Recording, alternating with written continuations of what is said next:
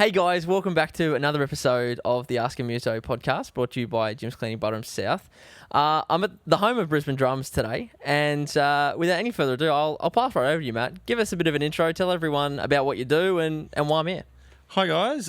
Firstly, thank you for coming. Really appreciate it, and I love that you're doing these kind of things and supporting local musos and actually, making something informative and fun for local musos and anyone that's wondering actually what's going on around this amazing little town. Welcome to my home, which is also the home of Brisbane Drums. In my gigantic workshop over there, which I'm very fortunate to have.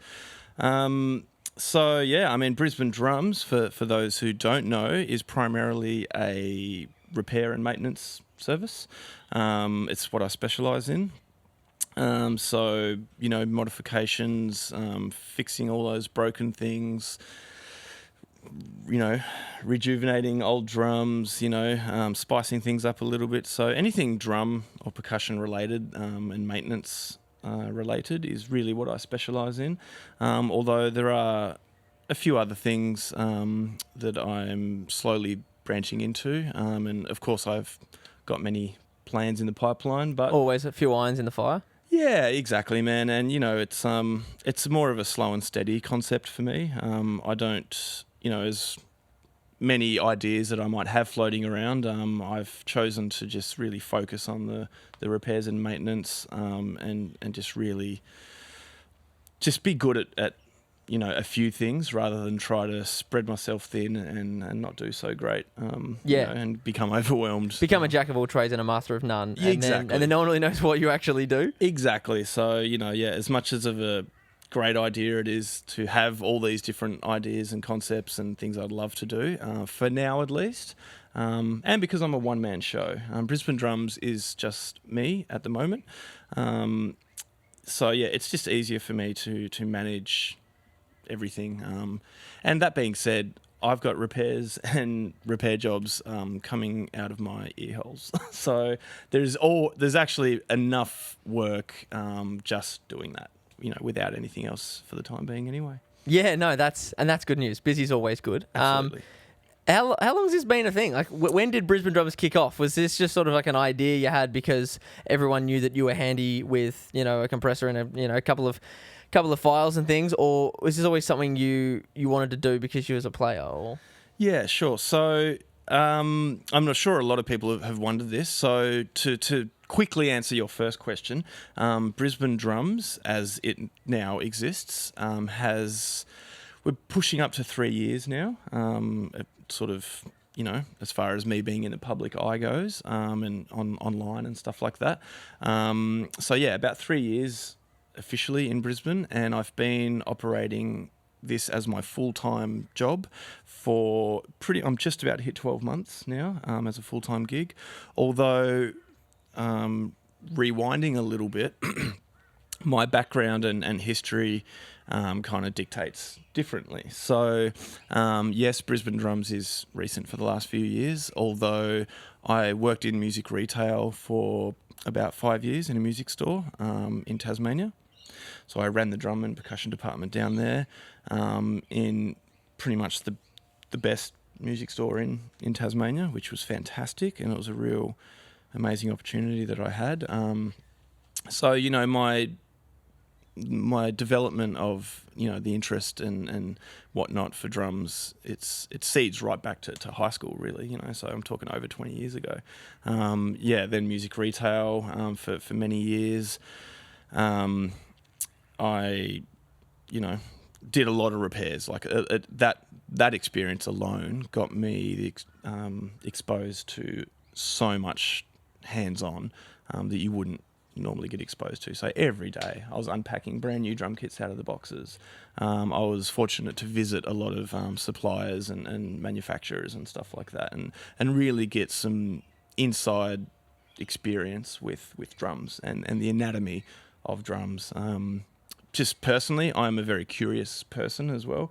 I love taking things apart. Putting them back together again and seeing how all that... Oh, the process. It's what can I say?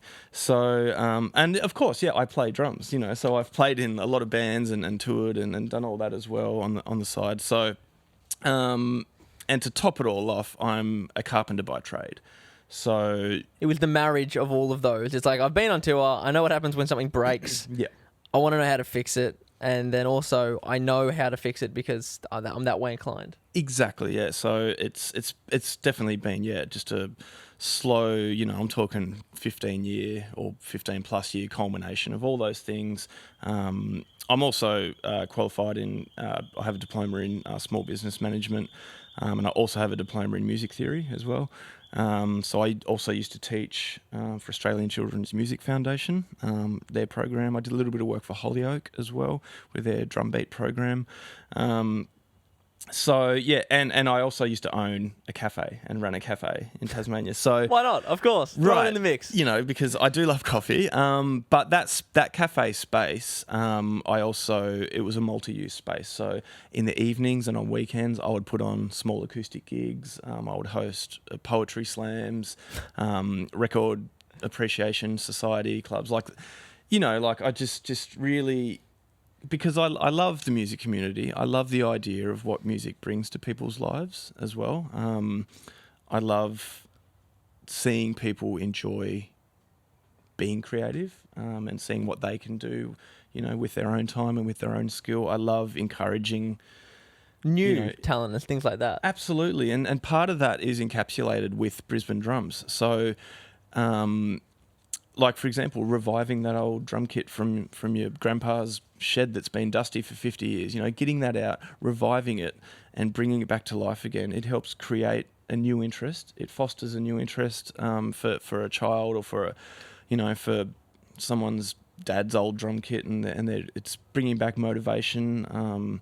It goes full circle for me, at least morally it does. So. Yeah, no, totally. And I think it just sort of shows how important to you a sense of community is. Absolutely. Word of mouth and things, that's how I came across you. Because I'm not a local, wasn't initially when I first, and dealing with JP in Big Sound Percussion in that group, he knew of you because he was a Brisbane boy and that sort of thing. How important is community to you in regards to the fact that you're flat out and you don't have a chance to scratch your own ass and things like that? How important is community in building your business, but also dealing with the fact when we're not playing live and all those things at the moment? Sure. So the word community that you've used is actually, I've got a few key words that are part of my business plan. So I do have a business plan, an actual plan, and community was one of the very first sort of umbrella concepts and words that I came up with in relation to Brisbane Drums. So, rewinding back to my days in music retail, I used that opportunity and me working in that store to build personal relationships with a lot of customers and schools and educators and things like that. So, and that at that time that evolved into me putting on masterclasses, putting on clinics, and utilising local teachers and schools and facilities to host these events. And I started putting out a small quarterly newsletter called the Drummers Collective, and it was posted out to all these people. So I started to create this sense of community, and I found just the knock-on effects, without going into specifics, they were just positive all around. People liked that sense of community, that sense of that they're part of something, the sense that what they're doing in their creative lives is part of something, So it's like a painter, and they've painted a painting and then now it's part of an exhibition, it's part of something bigger. It's on display for more people to enjoy. And I feel like the word community it's really important for me personally, and it's important for the business and the future of the business. The second umbrella word, which has been a more recent realization for me, is resources or resource. So, I don't like, like I like the word, community inclusion, stuff like that. So I'm not out there to, take away business from any other existing store. And be an empire builder or something like that. No, I want to be inclusive. I'd like to, a lot of my operations. So, I use a lot of drum skins, for example, a lot of parts.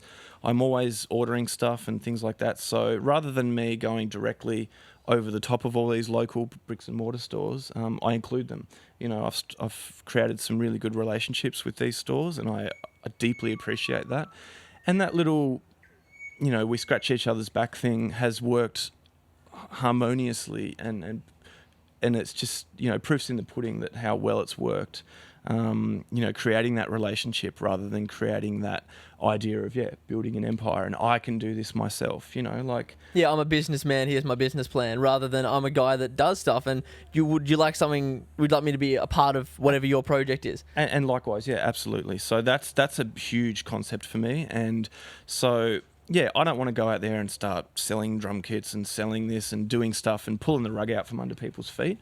Look, maybe 5 years down the track, something might happen with a shop space or whatnot, but honestly, for the foreseeable future, it's not in my plan, and it doesn't need to be, because the bricks and mortar stores really are the crux of what's cool, about buying instruments and going into a shop and seeing a shop full of drums and all that. That's cool, everyone loves that. Having a chat with a guru, I know when I go to my music shop, Shake It Up Music it's just a bunch of lads that when I rock up, they all say, "Hey Bailey," and then we talk about drums for a bit, and that's what you go for. You go for that experience. Absolutely, and that's it. So and part of that's what's led me to think, if it ain't broke, don't fix it. So I don't need to come in and try to take over anyone else's territory.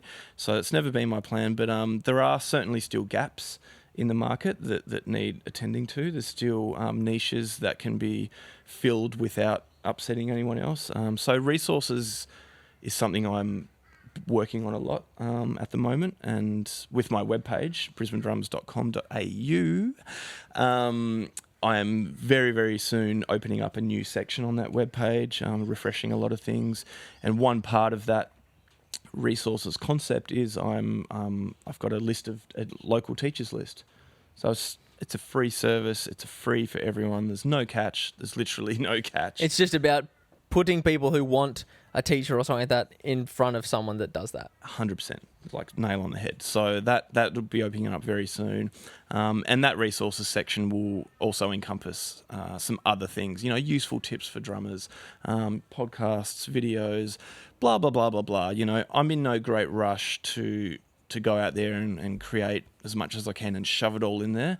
I just want to do what's important, what I think's going to count in the community. So like teachers and students finding each other, and just embrace a little bit of the modern movement, where we're moving in the business sector, in the music sector, in everyone's personal lives sector. The last 18 months with the old spicy cough has forced a lot of, what are now becoming permanent changes to the way people operate business. Yeah. In the beginning, they were temporary changes. People, adapted quickly to continue business. But now a lot of those adaptations have become normal life, normal business. It's part and par. It's just, and it's what people are expecting now, So I'm not sure if it's a golden lining to a dark cloud with the coronavirus thing, but, one way or another, business and life is an evolution in one way. It has to evolve. It has to develop. Absolutely. And you do get left behind if things like this. It's hard enough being in an industry that is pretty much known for being left behind anyways. Yes. So it takes people like yourself. It's a person by person thing. And as we discussed off air before, the idea of sorting out your house and then working in your local, then working in your community, not going out to reinvent the wheel on a global scale. Just sort out your household. As Jordan Peterson says, sort out your household and then start focusing on everyone else. Absolutely. And then people are more authentic and more interested in that because they know you've got it going on. You're not a number to them. You're a person. You're a customer. You're a client. Whatever the context may be, a teacher, a student, and people understand that because some people are a bit it's pushed introverts to be more introverted, and it's compressed maybe the aspirations of extroverts like myself. But absolutely. Those that maybe are a bit introverted need a bit of encouragement, and Absolutely. you need to let out the olive branch. Don't make yourself a big boy or like a big brand that is unachievable or won't answer a message if you're flicking one and things like that, because people will snap out of that extremely quickly. Yep, and I 500% agree. Also a Jordan Peterson fan. Yeah, and I know what you mean. It's like a knife blade, edge of a knife blade, tipping one way or another, with causing introverts to fall further into a, introverted space, and extroverts to feel, like oppressed by what's going on lately. They feel like they've got no outlet, so on and so forth. So, yeah, and I mean, it is another reason that. And I know I do. I answer everyone. I try to answer every message. I get messages 24/7, on Facebook or Instagram or whatnot. Just little questions. Hey man, how do I do this? Or I had a dude over in the Middle East, and he's been a constant. We've built this, nice little rapport online. And he's doing a lot of drum repairs and stuff himself in his local area, and he's quizzing me on how to do this and how to do that all the time. And and I'm fostering that, and I love it. I don't see it as a threat. I don't see encouragement as a threat. Maybe I won't give away my deep secrets with my process, but overall, I don't mind helping people out, and just I don't see things as a threat, or I better not do this because that might cause that, or it's just inclusion. Community. You get a sense of the vibe of the person anyway. You can certainly sense those that are poaching and those that are interested, and go, hey, I've noted a person knows more about something than I do. I'd like to talk to them about That's right. thing. And I do it myself. I am constantly pestering people for that bit of extra info, or how do you do this, or where did you get that, or whatnot. And that includes local brands, local suppliers, other Australian creators, other Australian musicians and whatnot. My customer base reaches all around Australia. I don't think I've got a WA one yet. Maybe not WA. We'll hook that up. Hit me up from WA somewhere. We'll sort that up. So someone who plays drums in Perth, send me something. You know where to find us. Yeah. But yeah, so the community, by proxy, it stretches further than the local community when you are talking about an online presence. And getting back to the introvert extrovert thing and coronavirus and how it's affecting everyone, a lot of people are now, creatives are relying on online collaborations. They're relying on online expression. So uploading their playthrough videos, uploading a how-to or whatever video. Even bands are recording full albums remotely, and performing remotely. So it really is this new wave of something. And clearly, I'm just, we all wait for the day to come back when gigs and life's just back to normal, and we can have packed out rooms and get sweaty and just love the whole thing. But the reality, I think, is that there's some of this is going to stick.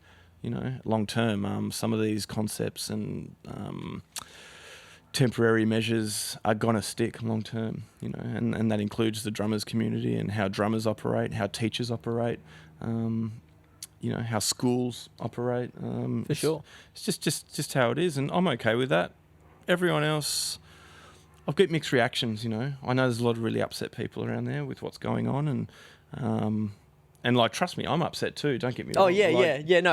I shouldn't. Yeah, don't misconstrue it for a second. That it's things change. Get on board, babe. It's not. It's not like that. No. I should have really clarified that there. But So anyway, I've kind of lost track of where I'm going with this. So I'll put you onto a different track maybe. Sure. To go more specific. You said you've got things coming out your ass at the moment, so many different projects and things. Mm-hmm. As I see things that you post, especially vintage Pearl kits and things like that, that I'm no stranger to letting you know my thoughts on those. But what's your favourite project or a favourite client you've worked with or something like that to date that you really stick in your head? I'm not sure if anyone out there in the audience may or may not have noticed that follow the work that I do. But I made it a bit of a unintentional rule that I never post who owns the gear that I work on. But that being said, I have been very lucky to work on some gear for some high profile people over the time, which I feel really privileged to do. So yeah, there has been a bit of that, because I don't need to go out and say, oh, I did work for this band, or I did this drum for this guy, or like that goes back to that authenticity thing. People see those sort of people from a mile away. Yeah, I don't need to, like, I'm not, like, I'm there to showcase my offerings and examples of my work, and my capabilities. So that's really what the social media is for, in my opinion, as far as photo posting and stuff demonstration like of what I produce. Exactly. Simply so you know what you're getting for. It's not about who did it. Yeah, it's not exactly. about them. No, exactly. So they can post it and tag me and whatever, and I'm happy. And that happens. I follow up and go, whatever, and someone can post it after, but I don't do it initially. But some highlights. Oh man, I mean, every project is a highlight in one way or another because they're all different. I've got some pretty special stuff that I'm midway through at the moment. Actually, I've got some bell bronze raw shells, three of them that I'm working on for a guy in Melbourne who is from a pretty well-known band, and he's doing all the cool things. But so those bell bronze shells they're 5mm shells. They weigh a ton. I've been machining them down and lathing them a bit, and they're breaking all my tungsten tips and causing me all kind of colourful headaches. But the results, I'm really looking forward to the results. So they're kind of special because bell bronze is very, it's like the pinnacle of drum shell in the snare world. So working on those has been a real privilege, and having that client bring those drums, entrusting me with those drums. So there is a lot of trust as well that I get. Absolutely. Especially when it's interstate and it has to get there. It has to get to us somehow. Like, it has to get to Queensland somehow. Exactly. So there's a lot of that kind of stuff. And, but they're new shells. So, like, let's just to be realistic about it, if something went direly wrong or the shell exploded on the lathe or whatever, I can get a new one, as much as I wouldn't like to, and it'd cost $1 squillion, I can get a new one. On the other side of the coin is vintage drums. So working on vintage drums is also a privilege in itself because they're often from people who have a deep love for this kit, or that kit was something special to their family, or something like that. But if you break something, or during the repair process, or you're cutting something down or drilling a hole or whatever you're doing, if something goes wrong, you're kind of in trouble. Yeah, it's a piece of history. Yeah. Vintage kits always bring a bit of nervousness to me, but I try my hardest to ignore it. I ignore those nerves, because if you start getting nervous when you're working on something, stuff goes wrong. Like, you don't want your brain surgeon with a shaky hand while he's cutting you open, and it's the same with drums. I have to just ignore the nerves that something is precious or expensive or unobtainable again. Or a complete family heirloom for, Auntie Donna and, the Christie family. They're all going to cry if there's a single scratch on it, but exactly. you put it in your head. Exactly. I try to put it away and I just do the job and just pretend it's all the same. But I mean, there's no real specific highlights and lowlights. I like every job I get is a privilege, really, in one way or another. And I get simple things where it's just, hey, can you change your snare head and tune it up? Yes, I can. Or can you, do a full strip down?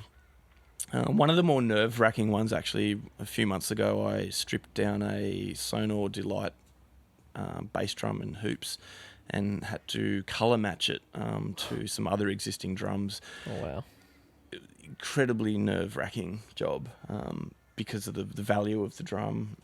The finish had to be like a factory perfect finish. The client had expectations. I have my own expectations, of course. But there was a bit of pressure to get it right. And luckily, yeah, I did. I took my time and done, the products I choose. I try to use the best products I can. And it came out great, thankfully, and the customer came, and when he came to pick it up, he bought me a bottle of wine. He was really thankful, and it was I don't drink alcohol, but the wine, it was a nice sentiment, Yes, very nice. So and it was a nice hurdle to get over, to be able to not only produce work at a level that's at Sonor factory level, but also have the client be equally as impressed and happy with what he'd entrusted me with, because I'm telling you, it could have went either way. Yeah. With three, it was a clear lacquer, so, and it was a tinted lacquer. I had to tint it to match some other drums that he had, and yeah. Whew. Yeah, no, that's most definitely a task. Yeah. I can imagine that would have been, we lost a few hours of sleep that week. I did.